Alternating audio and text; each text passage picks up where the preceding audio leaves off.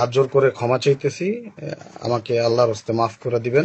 চোর এক সময় কারেন্ট দিছে, খাম্বা খাইয়া ফেলছে, এখন দেশ পুরোটা খাইব। যদি পাইতাম এই অক্টেন তারেক রহমানরে খাওয়াইতাম। আবার লাস্টে কি কইলো, আমার অতীতের ভুল ক্ষমা করে দেন। ওর 111 থেকেও খারাপ অবস্থা হওয়ার দরকার ছিল। এটা থেকে রাত্রে 1টা পর্যন্ত যাওয়ার পরে যখন এই কথা শুনি, তখন আমার আসলে মাথা কাজ করতেছিল না।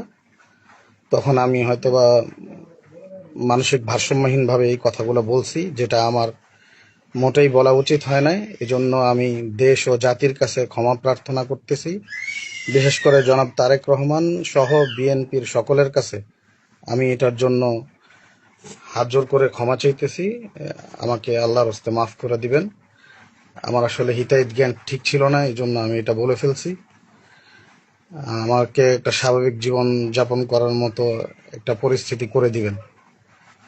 আমি আপনাদের কাছে ক্ষমা প্রার্থনা করতেছি, মাফ করে দিবেন।